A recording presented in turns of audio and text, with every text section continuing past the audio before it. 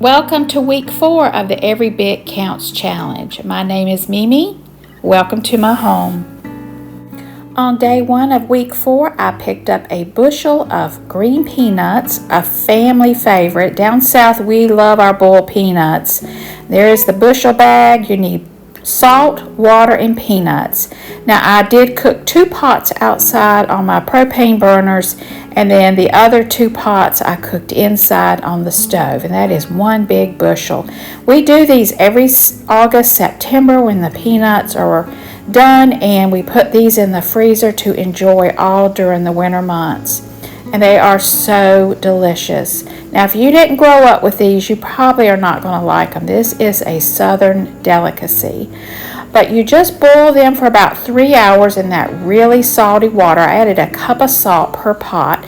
You have to keep stirring and adding water. Then after they're cooked and they taste done, you let them sit and soak in that water till they're cool, and that's where the salt kicks in and fills up those shells. These are the ones I did in the house.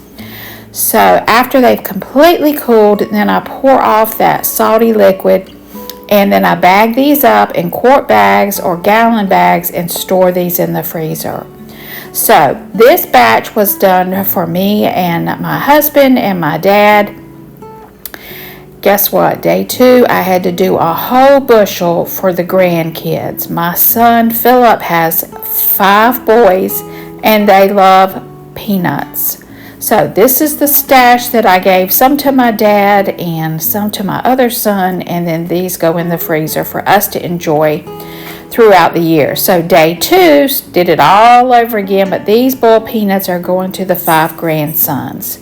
So here I am back at it again the second day, stirring and adding water, and you really have to watch your pots, and you just stay out there and taste test until the peanuts are done. So once these peanuts cooled and the salt has soaked into the peanut, I bagged these up. There were a lot of gallon bags, but these little boys are going to have a great time eating these all during the fall and winter. Alright, day 3, week 4, I wanted to make my own homemade bread machine mix for a white sandwich loaf bread.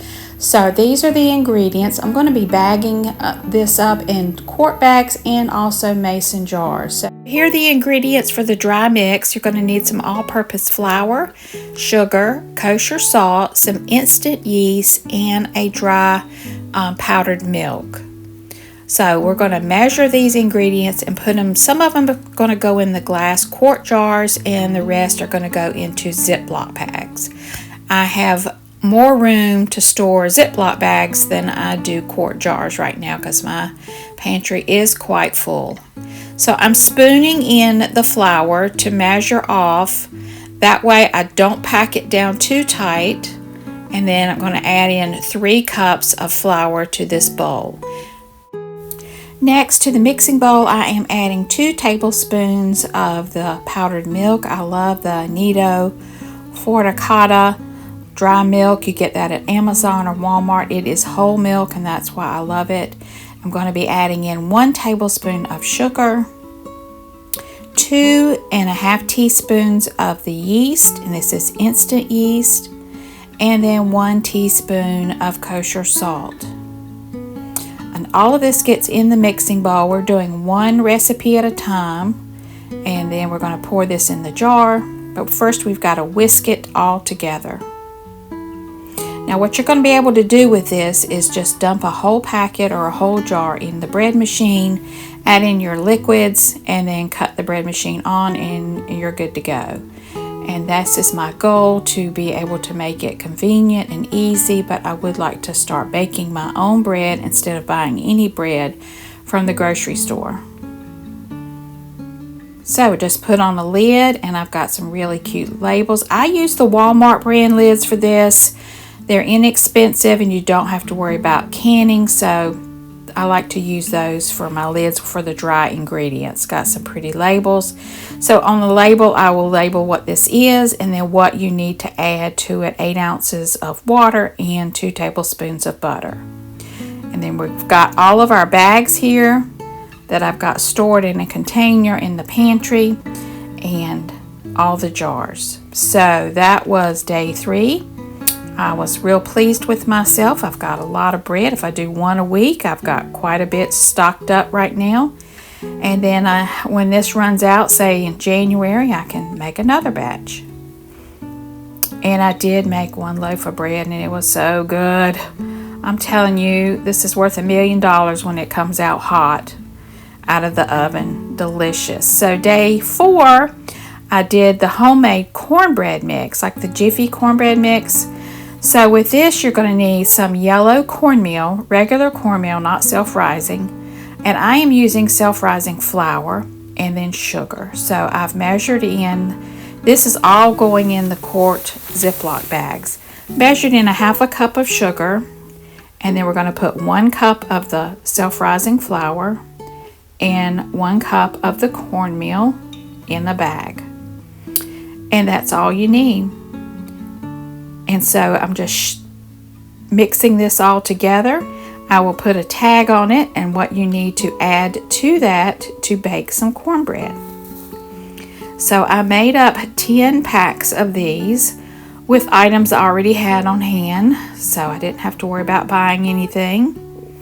And this is a convenience food. I can just pop this out and add in the wet ingredients and bake me up cornbread to go with soup or chili. I'm just real excited about this convenience meal. And they all fit nicely in this little tub, and then I sat down and wrote out the remaining ingredients on the tag so that I won't have to worry about the recipe. Everything is right on the bag. Alright, this is week 4 of the Every Bit Counts Challenge. I am all done for the week. Tomorrow I am going to be working on my butternut squash that I grew in my garden.